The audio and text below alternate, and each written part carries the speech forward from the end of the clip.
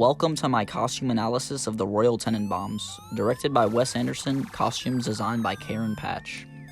In the opening scene, we see the three children sitting across the table from their father, Royal.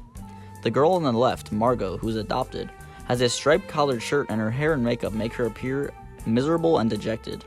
The son in the middle, Chaz, the most vocal in the scene, wears clothes very similar to his father, a suit and a tie. The boy on the right, Richie, wears sweatbands on his head and wrists and a collared tennis shirt. Each kid is very different from one another, and they are all known as geniuses in the film. Margot becomes a successful playwright, Chaz finds a lot of success in business, and Richie is a 3-time champion of the US Open tennis tournament.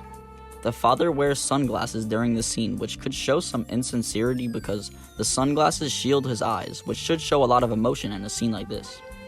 When they show the kids grown, Margot still wears her long fur coat, which she's had since she was little. This shows that she grew into herself young and hasn't changed much since then. She also still wears her hair and makeup the same, as well as mostly wearing a Lacoste polo shirt. Chaz completely switched up from a suit and tie to a red Adidas tracksuit every day. He has an extreme distaste for his father, who abandoned the family after the opening scene, causing emotional problems for the three kids. Since he used to match his father by wearing a suit, switching up to the tracksuit could represent him disassociating from his father and wanting to be completely separate from him. A tracksuit is nearly the polar opposite of a suit and tie, and the red color could represent the anger and resentment he now carries because of his feelings toward his father. Also, Chaz's wife died in a plane crash, which has caused him a lot of emotional trouble. He's very paranoid about house fires and other disasters and seems to be emotionally out of control, so he tries too much to control his kids to protect them from everything that happened to him. The tracksuit may simply be him wanting to be ready for anything at any time, which would be why his two boys wear the tracksuit as well.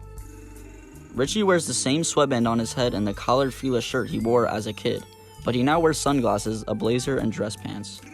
He quickly descended from his tennis greatness, and since failing, he has not fully moved on in life.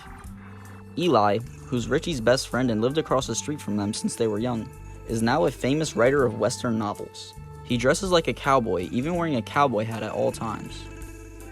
Royal and his assistant, Pagoda, both wear pink frequently. Pagoda wears pink pants, while Royal often wears pink shirts under his blazer, as well as pink scrubs when in his hospital bed.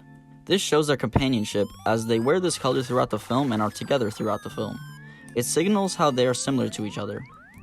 Etheline and her new partner Henry both wear a proper business outfit all the time, except the scene when she's on her work site. She wears a denim outfit with a coat on top. Their similarities show through their constant proper attire. Raleigh, Margot's husband, is one of the least developed characters in the movie, and he only wears one outfit throughout the film, until the wedding when he wears a tuxedo.